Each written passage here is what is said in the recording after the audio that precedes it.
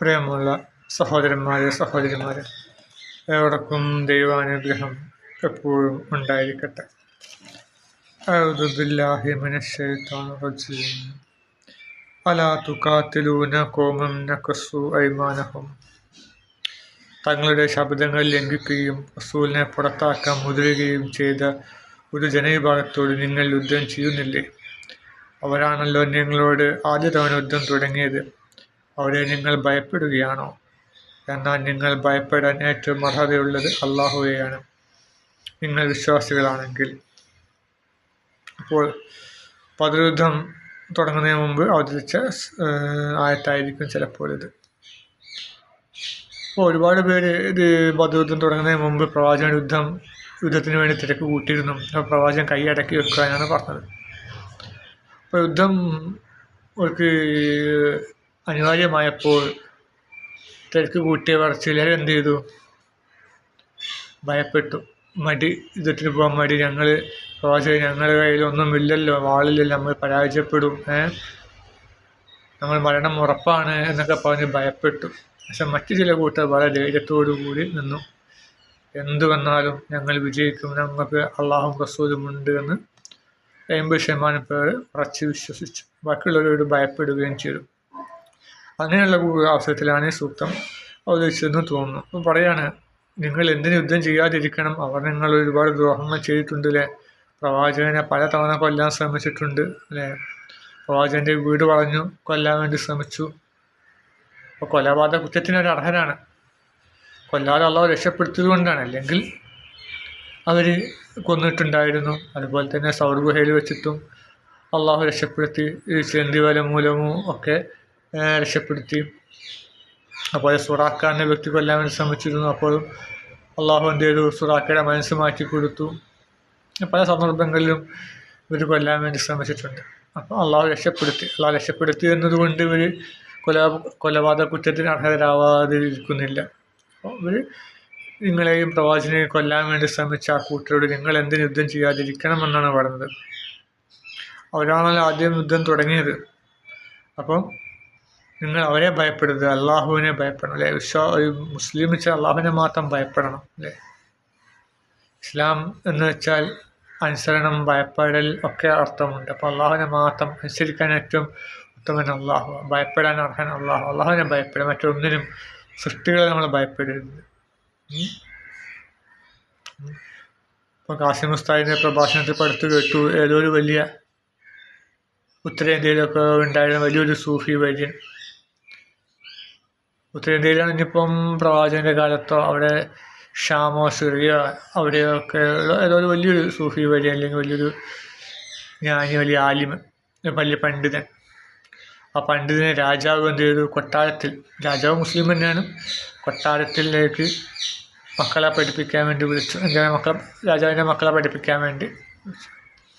അപ്പോൾ ഈ ആലിമ് പറഞ്ഞു, കൊട്ടാരത്തിലേക്ക് ഞാൻ വരില്ല, നിങ്ങൾ മക്കളെ പഠിപ്പിക്കാൻ നിങ്ങൾ പൊതുവിദ്യാലയത്തിലേക്ക് വരും, പൊതു മദ്രസയിലേക്ക് നിങ്ങൾ വരും, അവിടേക്ക് വന്നാൽ പഠിപ്പിക്കാം, ഇല്ല രാജാവിൻ്റെ കൊട്ടാരത്തിൽ വന്ന് ഞാൻ പഠിപ്പിക്കില്ല. അപ്പോൾ ഇവർക്ക് പറഞ്ഞു, ഞങ്ങൾക്ക് ഞങ്ങളുടെ മക്കളെ അങ്ങോട്ട് പറഞ്ഞേക്കാൻ മതി. അപ്പോൾ അങ്ങനെയാണെങ്കിൽ നിങ്ങളുടെ കൊട്ടാരത്തിലേക്ക് മറ്റുള്ള കുട്ടികളും വന്നോട്ടെ. അപ്പോൾ അതും അവർക്ക് പറ്റില്ല. അങ്ങനെ സ്റ്റേണായിട്ടൊന്ന് കാര്യം പറഞ്ഞു. അപ്പോൾ അദ്ദേഹം, ഈ ആലിം എന്തുകൊണ്ടാണ് അങ്ങനെ പറയാൻ കാരണം? അള്ളാഹുവിനെ മാത്രം ഭയപ്പെട്ടു. അപ്പോൾ രാജാവ് താങ്കളെ തല വെട്ടുമെന്ന് പറഞ്ഞു. തല വെട്ടിക്കോട്ടെ,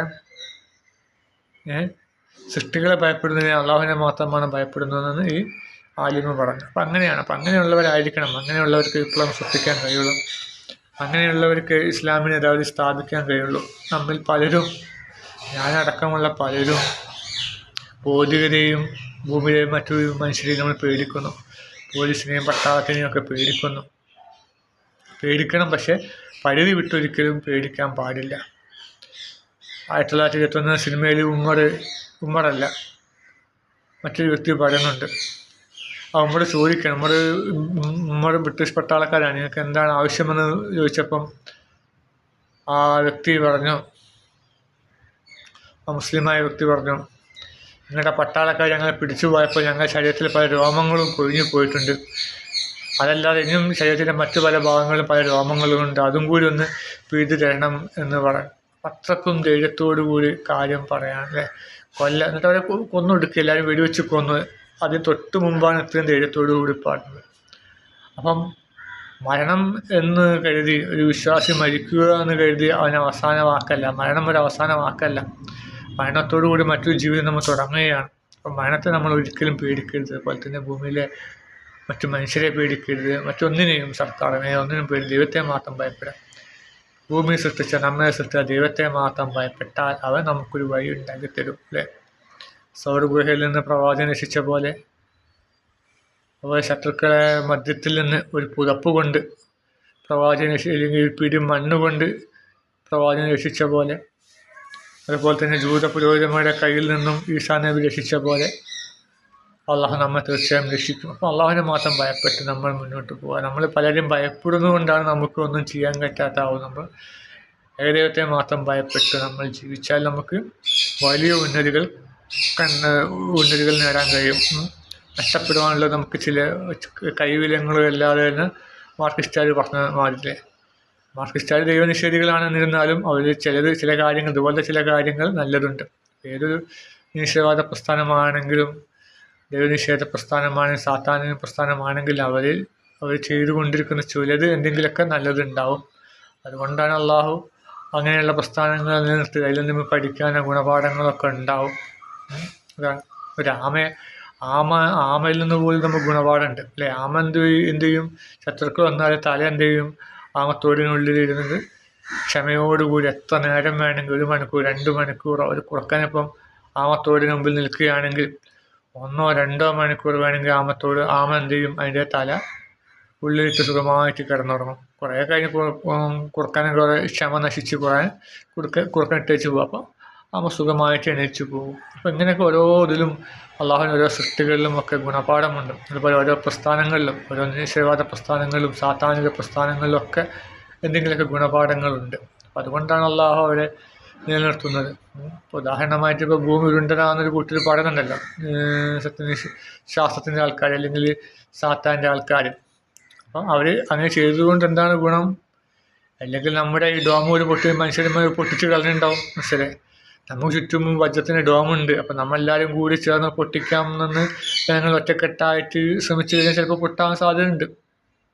എല്ലാവരും കൂടി ശ്രമിച്ചാൽ പൊട്ടും.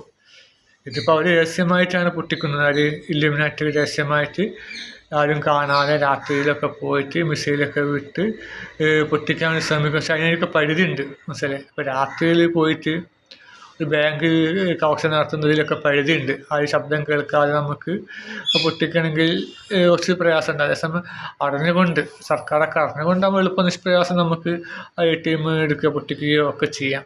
അപ്പം അതുപോലെ തന്നെ എല്ലാവരും കൂടി ചിലപ്പം ഒത്തൊരുമിച്ച് കഴിഞ്ഞാൽ ഇത് ഡോം പൊട്ടിപ്പോവും. അപ്പം അങ്ങനെ പൊട്ടിക്കാതിരിക്കാൻ വേണ്ടിയിട്ടായിരിക്കും ഭൂമിയിലുണ്ടെന്നുള്ള സങ്കല്പം ഉണ്ടാക്കി വെച്ചതൊക്കെ. അപ്പം എന്തിനും അള്ളാഹു ഒന്നും കാണാതൊന്നും ചെയ്യില്ല. ഖുർആൻ്റെ ആയങ്ങൾ മനസ്സിലാക്കാനും എല്ലാ വിജ്ഞാനങ്ങളും നേടുവാനും അതുപോലെ തന്നെ വിനയം കരസ്ഥമാക്കാനും അള്ളാഹു നമുക്ക് തൗഫീഖ് നൽകുമാറാകട്ടെ. ആമീൻ.